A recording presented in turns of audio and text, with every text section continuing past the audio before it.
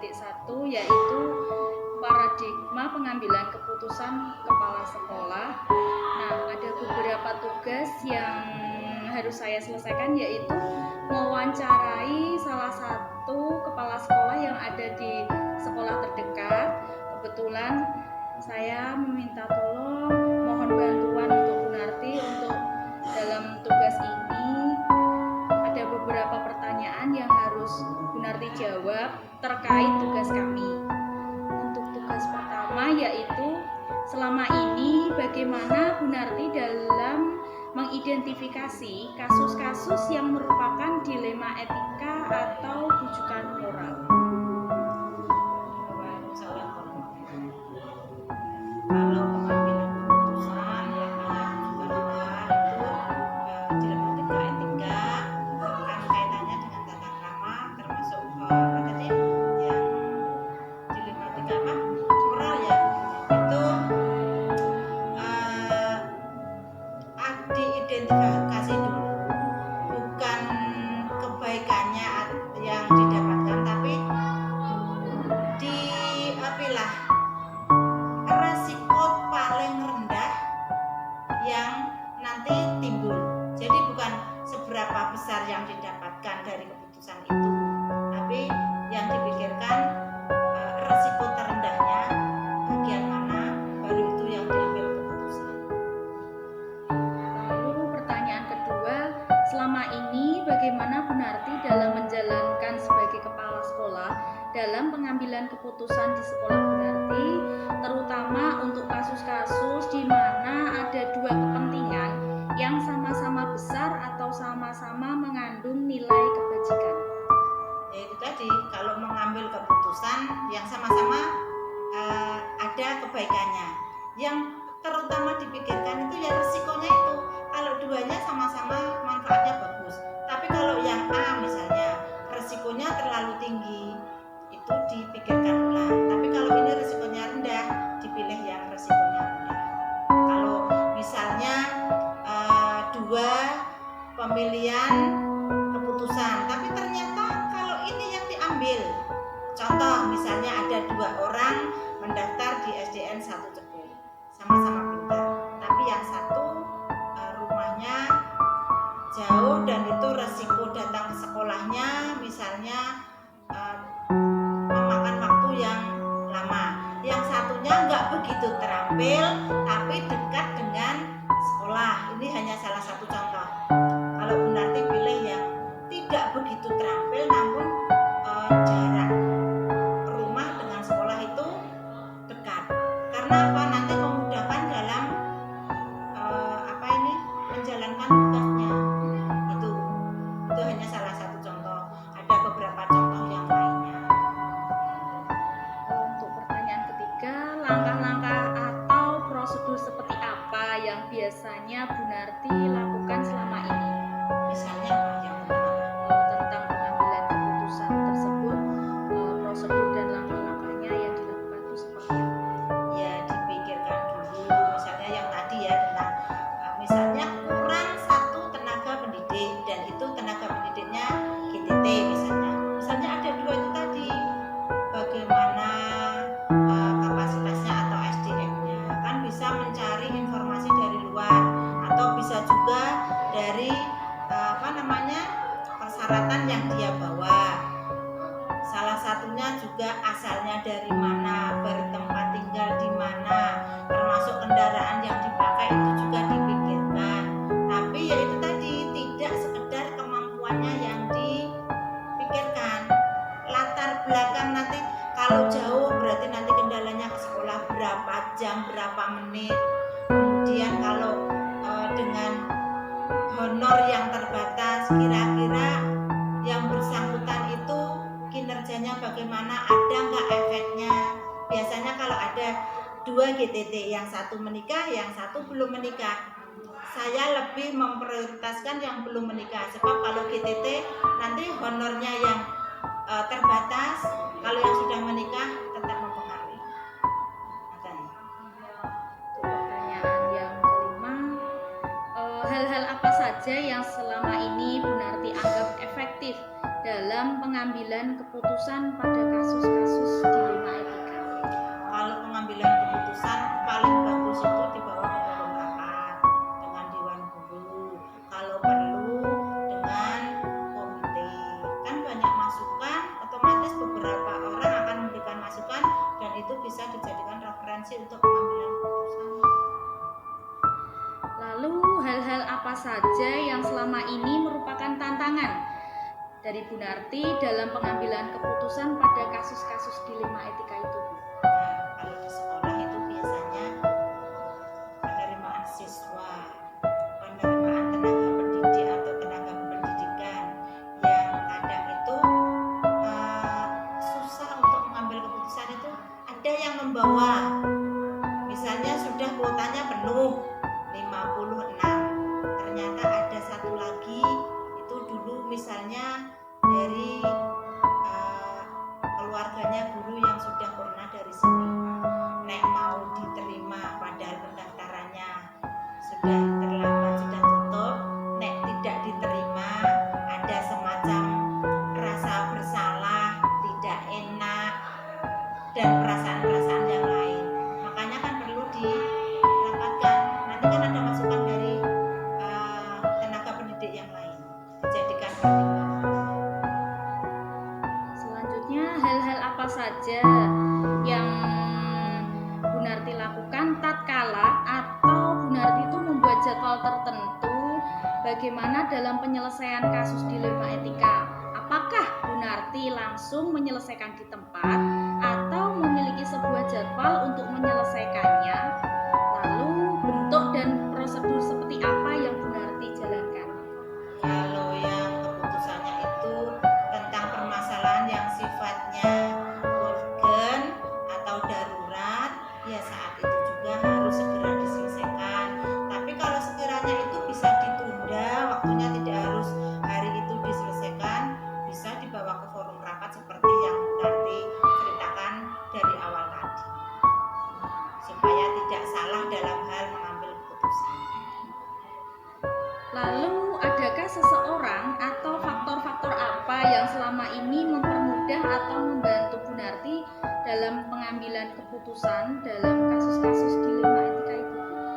Ya, mempermudahnya itu tadi ada masukan dari berbagai pihak, di samping juga kadang banyak belajar dari orang-orang yang sudah berpengalaman dalam mengambil keputusan, misalnya dengan KS lain yang sudah senior, sudah berpengalaman, atau kepada orang yang bijak dalam mengambil keputusan. Jadi keputusan tidak semata-mata dari diri kita, bisa koordinasi atau menimba ilmu dari orang lain yang lebih berpengalaman.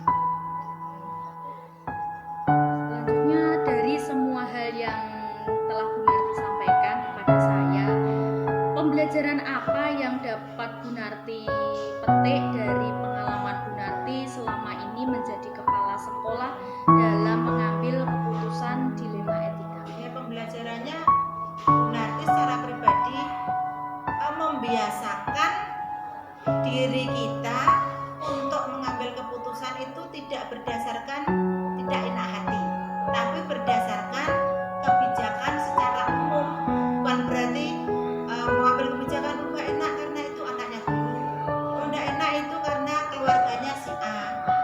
Jadi berusaha menjadi orang bijak supaya orang lain itu merasa diperlakukan sama dan punya hak yang sama. Bu Narti, terima kasih untuk waktunya telah membantu saya dalam menjawab beberapa pertanyaan wawancara yang ada di modul 3.1.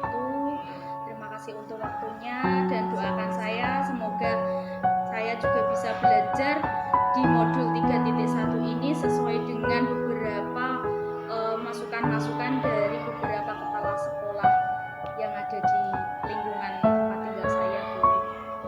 Semoga nanti Bu Erna dalam program guru penggerak bisa menyelesaikan tugasnya dengan baik dan tentu saja nanti hasilnya diharapkan baik, dan yang terakhir bisa diimbaskan kepada guru-guru yang lain yang pada akhirnya nanti muaranya ke anak-anak atau murid-murid supaya apa yang diharapkan tercapai.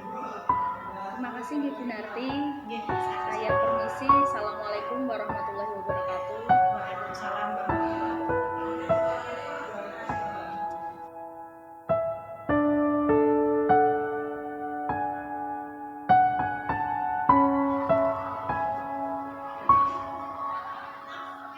Selamat pagi Bu Elvi.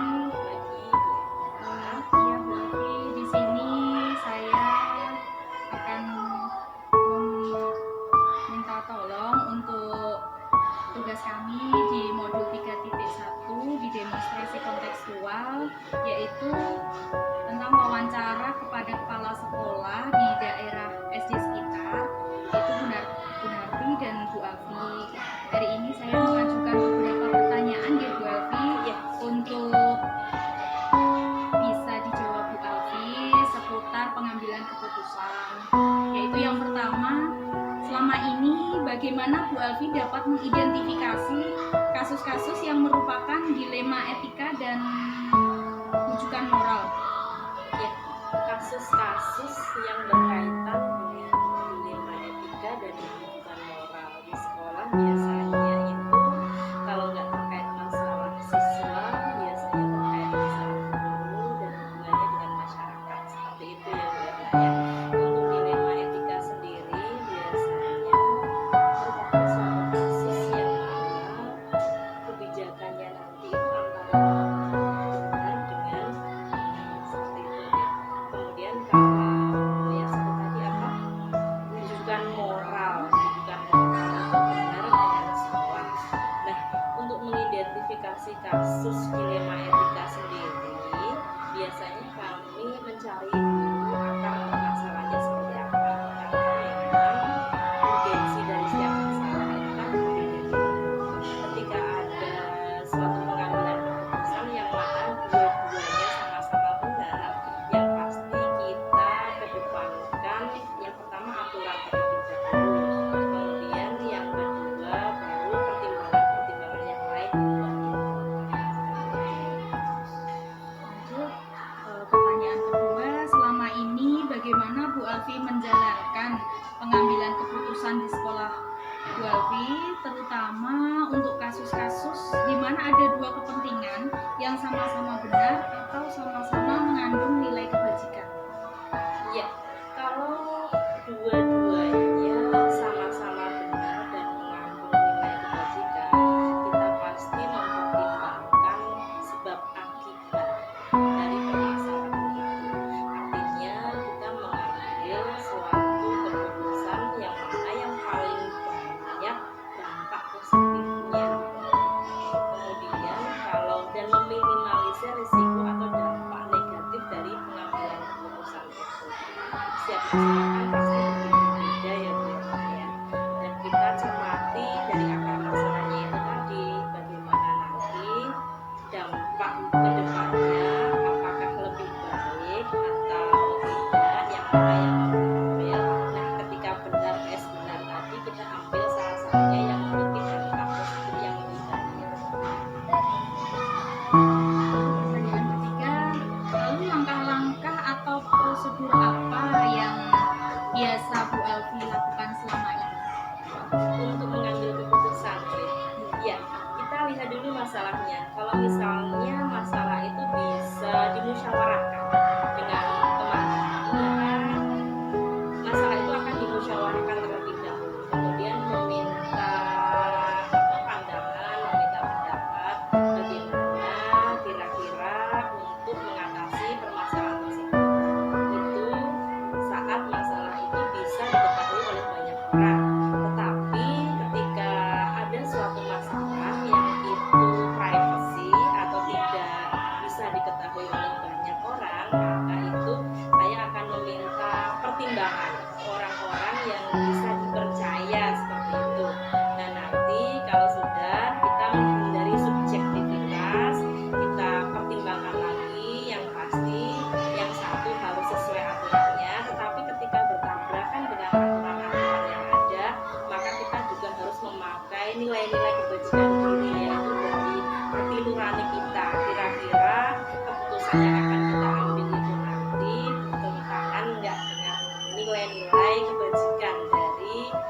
apa yang akan kita putuskan nantinya. Jadi selain bermusyawarah juga mungkin bermusyawarah bersama-sama ketika masalah itu bisa diketahui banyak orang. Tetapi kalau masalah itu memang harus privacy, diketahui untuk konsumsi sendiri, itu saya mengambil keputusan dengan cara mempertimbangkan pendapat dari orang-orang yang bisa dipercaya. Pertanyaan kelima, keempat, hal-hal apa saja yang selama ini Bu Alfi anggap efektif dalam pengambilan keputusan dalam kasus-kasus dilema etika? Yang saya anggap efektif ya ketika mengambil keputusan, yang pasti pertimbangan dari nilai kebajikan. Pertimbangan dari nilai kebajikan itu sudah bisa mendefinisikan kita harus memanusiakan manusia. Apa yang akan kita berikan solusi permasalahannya harus memandang itu. Jadi yang pertama nilai kebajikan, kemudian yang kedua kita juga harus melihat aturan-aturan yang boleh atau tidak ditetapkan dalam pengambilan masalah tersebut. Lalu, hal-hal apa saja yang selama ini merupakan tantangan dalam pengambilan keputusan dalam kasus-kasus dilema etika itu, Bu? Tantangannya pasti banyak. Ketika kita mengambil keputusan dari suatu masalah, pasti ada satu bahkan beberapa orang mungkin yang tidak sepaham, yang tidak sependapat dengan keputusan yang sudah kita buat. Tapi karena kita ini mementingkan kepentingan bersama, yang pasti kalau masalahnya dengan murid, kita harus mementingkan kepentingan murid. Kalau kita hubungannya dengan permasalahan dengan guru, kita juga harus mementingkan kepentingan guru. Jadi kepentingan orang banyak dan tentu saja kepentingan sekolah. Jadi bukan kepentingan diri kita sendiri. Tapi pasti banyak yang bertabrakan seperti itu kan. Banyak yang kadang tidak sependapat karena mereka pasti memiliki juga kepentingannya masing-masing, membawa kepentingannya masing-masing. Tapi itu butuh ketegasan.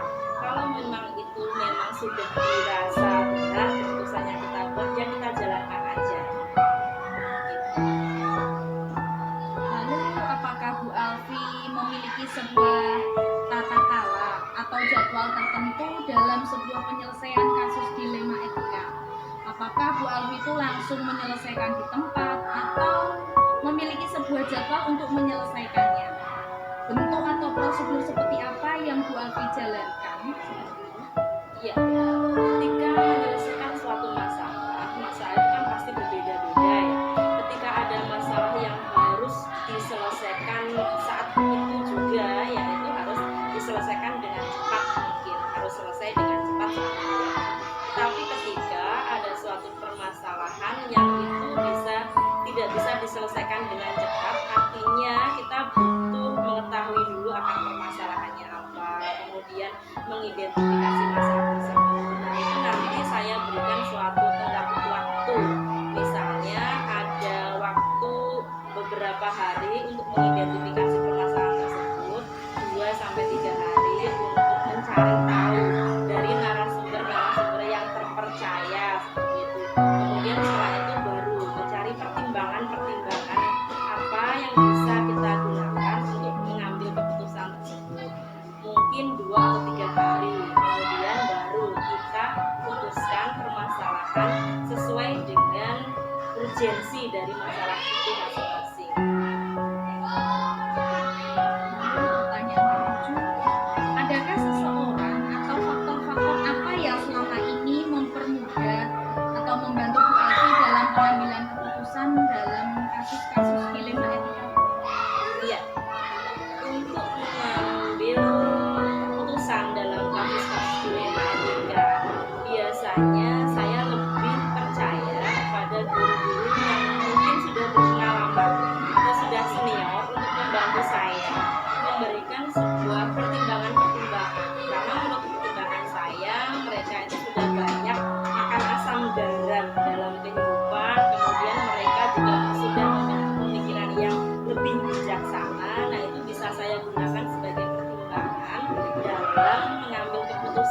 ketika ada suatu permasalahan yang berkaitan dengan dilema etika tadi.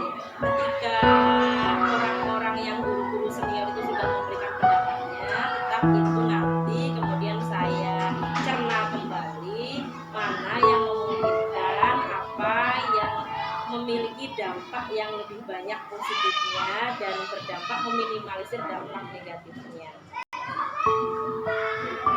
Ini Bu Alfi, dari pertanyaan-pertanyaan di atas tadi yang telah disampaikan Bu Alfi, pembelajaran apa yang menurut Bu Alfi dari pengalaman Bu Alfi mengambil keputusan dilema etika?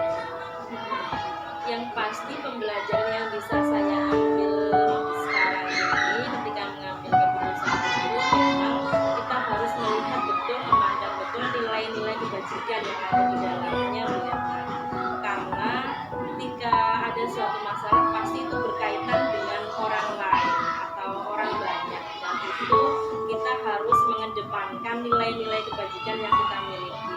Ketika peraturan itu tidak bisa dimasukkan dalam menyelesaikan masalah tersebut, maka kita ambil nilai-nilai kebajikan mana yang paling banyak yang bisa kita gunakan untuk menyelesaikan masalah tersebut. Yang pertama sih mungkin kita berpikir secara peraturan, tetapi yang kedua mungkin rasa peduli, nilai kebajikan kita terhadap orang lain itu juga harus dikedepankan. Terima kasih Bu Alfi atas waktunya. Cukup pertanyaan dari saya. Saya ucapkan terima kasih Bu Alfi sudah membantu proses dari tugas kami. Terima kasih ya Bu Alfi. Iya Bu Erna, sama-sama.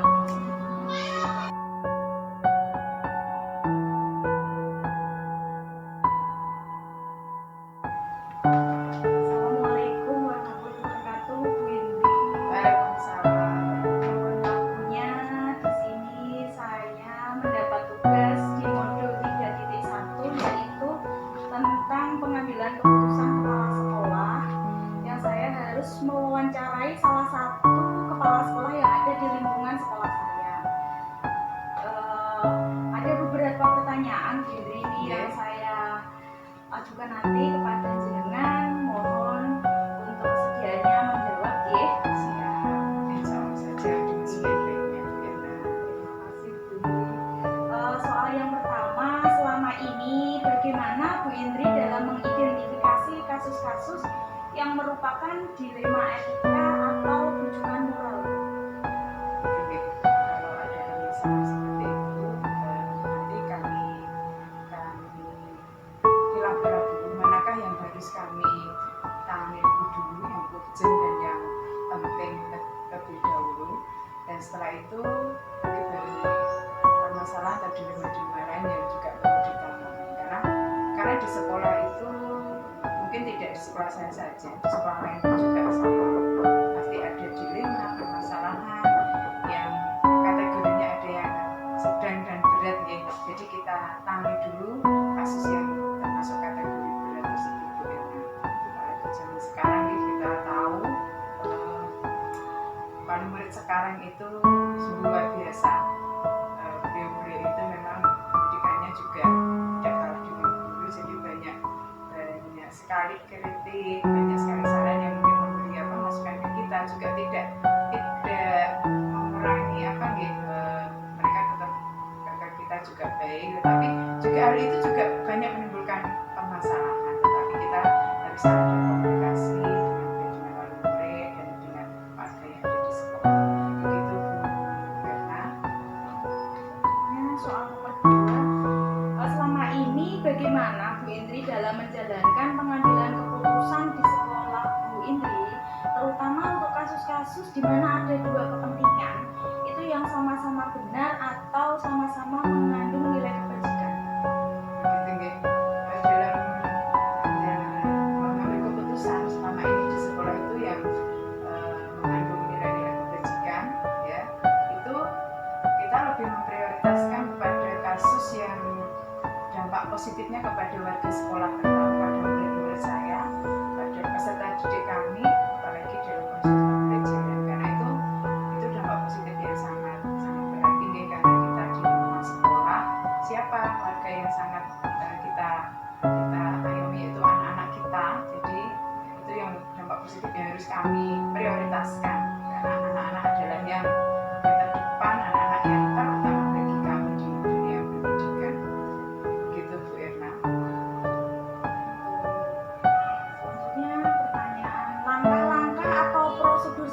apa yang biasa Bu Indri lakukan selama ini?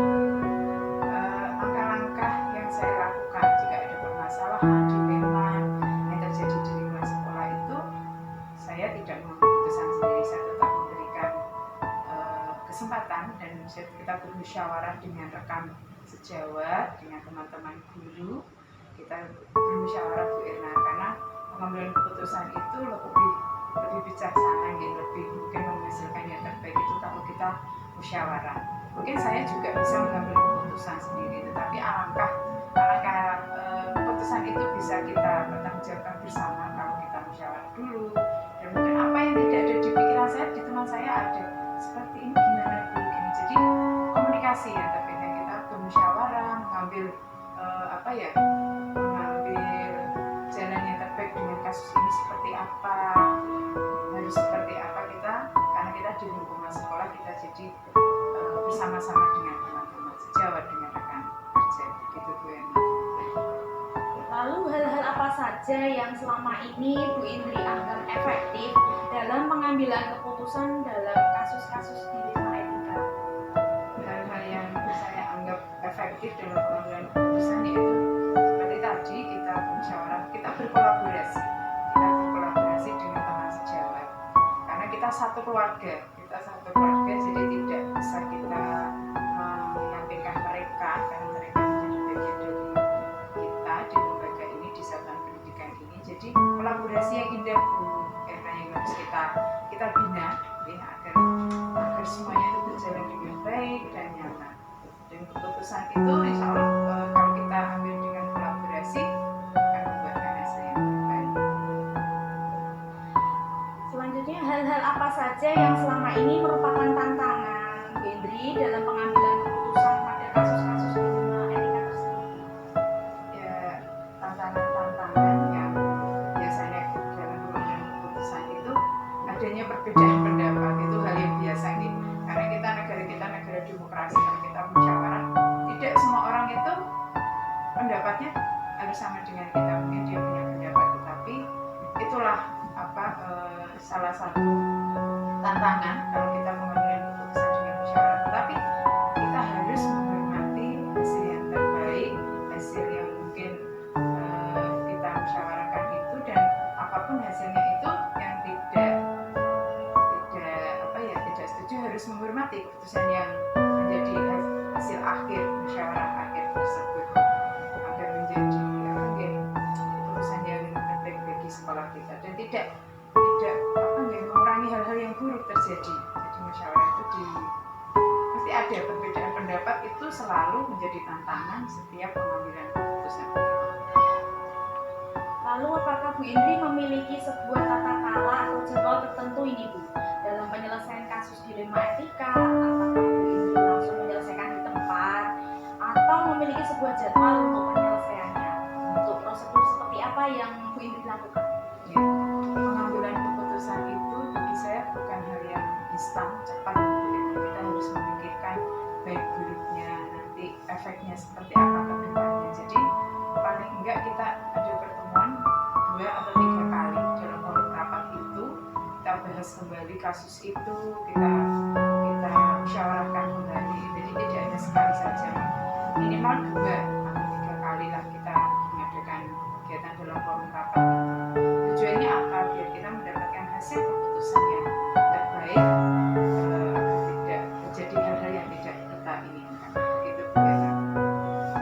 Selanjutnya, adakah seseorang ini Bu atau faktor yang selama ini mempermudah dan membantu Bu Indri itu dalam pengambilan keputusan dalam kasus-kasus di lingkungan etika? Yang menjadi faktor yang mempermudah saya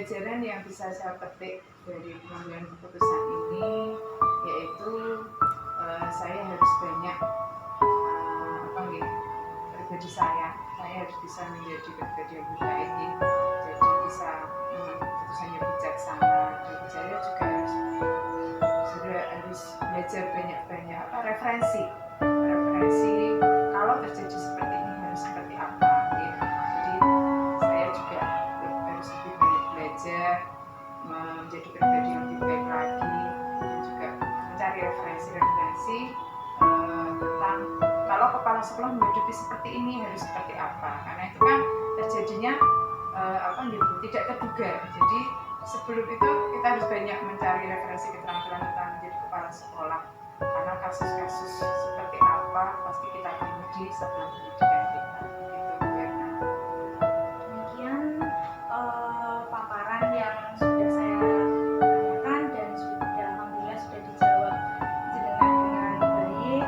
Matur nuwun atas waktunya, dan semoga kita bisa menjadi lebih baik dari hal-hal yang lebih baik ya Bu. Ya. Matur nuwun. Sama-sama Firna, sukses untuk kita semua.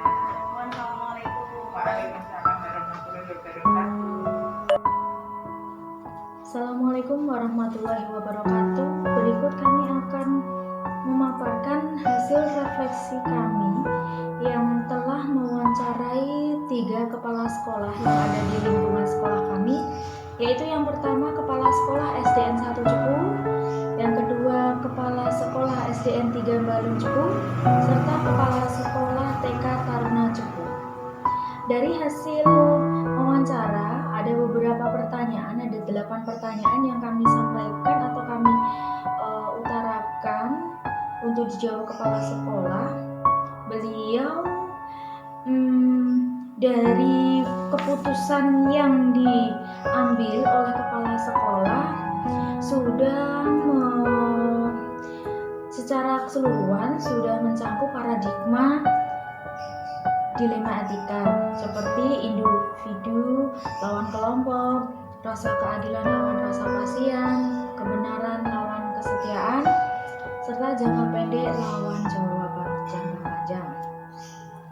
Nah, di dalam konsepnya sendiri terlihat semua kepala sekolah mungkin sudah melaksanakan konsep pengambilan dan pengujian keputusan itu dalam 9 langkah, tapi masih dalam presentasi yang sekitar 60 atau 70%, di mana semua keputusan dan pengambilan keputusan itu dilakukan untuk mengambil keputusan yang tepat.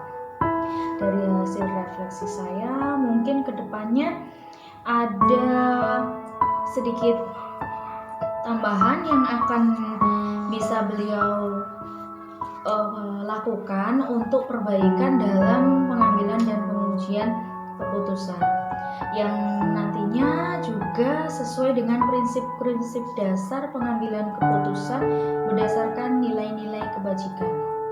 Demikian yang bisa saya refleksikan dalam hasil wawancara dengan ketiga kepala sekolah. Terima kasih, sekian. Assalamualaikum warahmatullahi wabarakatuh.